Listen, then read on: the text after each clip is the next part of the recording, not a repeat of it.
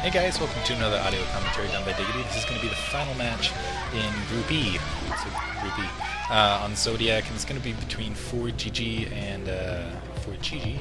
and Luxury.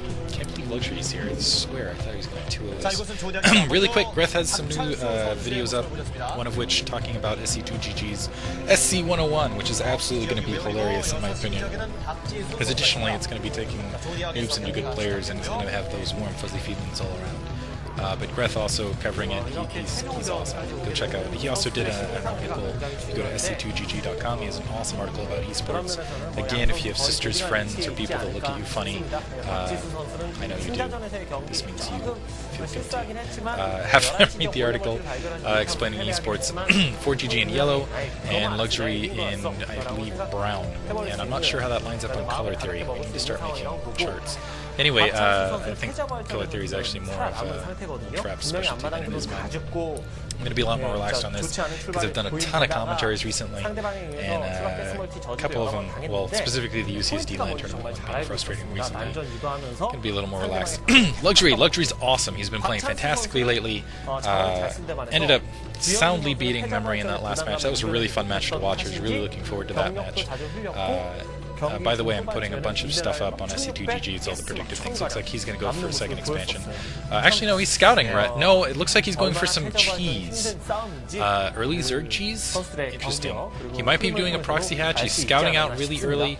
Maybe he's going to do a proxy hatchery out in the middle of nowhere. We'll see. This is going to be interesting either way. He's going to scout out. He still hasn't put down a second hatchery yet.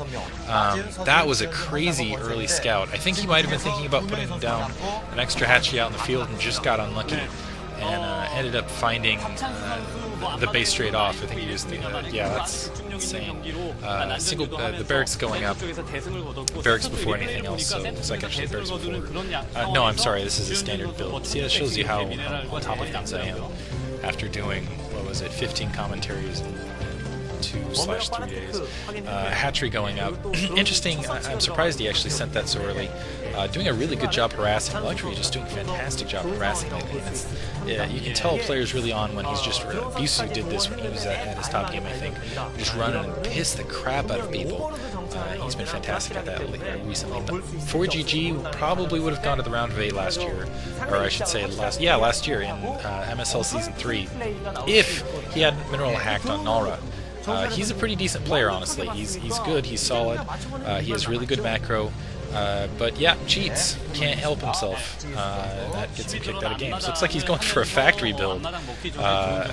Maybe going to go straight Starport, maybe a Wraith build against Luxury here. Going to try to cut the distance. Interesting enough, yeah, I'm trying to remember, I guess an up magic build. The last time I saw this done, it was up magic, and a layer tech going fairly quickly. No third hatchery yet, so doesn't look like he's going to go for 3 hatch mutas.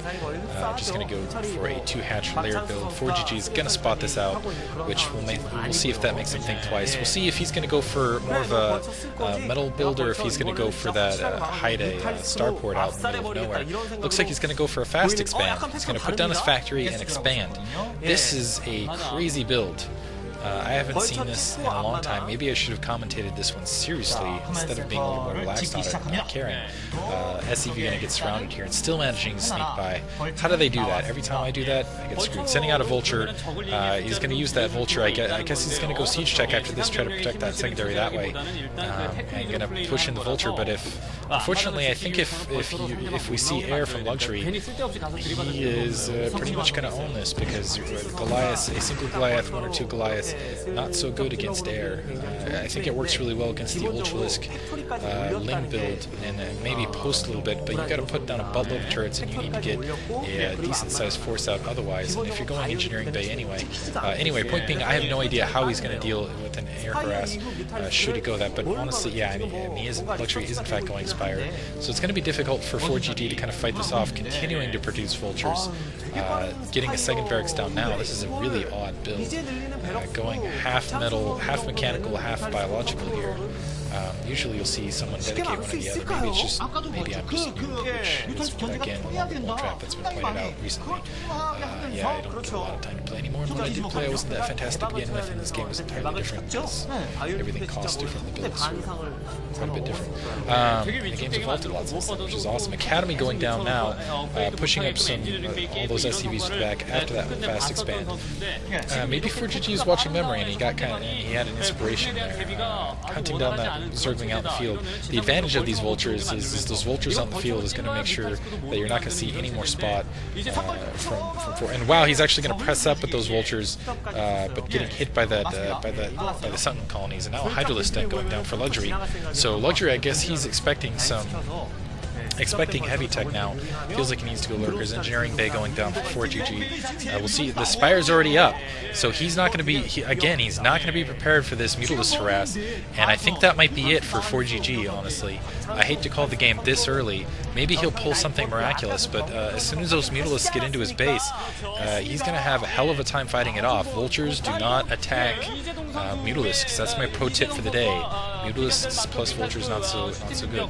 He's getting in all these SCVs in position. He knows he's going to be a little bit behind, so he wants to try to get the turrets down. As you can hear the Korean commentators freaking out because they know those Vultures spotting it out, but good luck. And now he's just going to pick off those SCVs, building the turrets, and just dedicate Mutalisks from this point on. And that's going to be game, I think. Bringing up some Medic Marines here to try to pull this back, to try to get those turrets up. Not going to be successful in doing so, though, and just going to pick these guys off one by one. And as soon as he's done doing that, he's just going to rip into his lines. And so much for that early economy push. That's going to basically be it. He got that turret up, but that's an easy takedown. I'm surprised that Luxury pulled back that far. Looks like he's just looking for some holes. Looking very intent. You can see it's almost like a kid in a candy shop right there. He's like, okay, what do I kill next? And just dedicating with some more Mutalisks now, taking out as many SCVs as he likes. Forgg trying to get a turret in there. Yeah, I don't know what this build was. That was just kind of like the on-crack build. I think that might have worked if you saw that Ultralisk build that a lot of Zerg players have been doing recently, but not against 2 Hatch Mutalisk. And really, I'm surprised he went with this and just picking off things left and right. It's going to be GG and not too long here, in my opinion, unless you see something absolutely amazing happening. He does have a lot of turrets up at his secondary, so his economy isn't going to take as big a hit as it would have otherwise. Those Vultures now getting screwed out in the field. It's kind of suck. Absolutely getting, and yeah, Luxury in firm control, and let's see if he immediately switches to some Lings, because honestly, a handful of Lings here and he'll take the game. Lings at that secondary with those Mutalisks up front, not going off after the Engineering Bay, so you're picking off a couple. Doesn't even have his 3rd barracks down, and yeah, so much for that factory. And yeah, here come the Lings now, and they're like, wee! just taking the time with that command center, pick it off one at a time, and he's not even going to be able to take his SCVs off to really attack that, because he needs to worry about some. Now, wow, enough Mutalisks there. He's just going to camp them with that Medic Marine force, and that's going to be GG right there. It would have been, yeah, really fast game. Not a very good performance by Forgg at all. A on-crack build. I guess he just didn't want to advance or something. Luxury being dominating there. I'm not sure what that was. Maybe Forgg just had no respect for Luxury or something like that. But I don't know why you don't respect a guy who's been eating Terran players alive recently. Well, okay. Anyway, Combat's back. Go check him out. Was it 1112? Greth has a new vid out. SC2GG.com. Got some stuff going. Team Liquid as always. All the other guys. Yeah. Thanks for listening, guys. Talk to you guys later.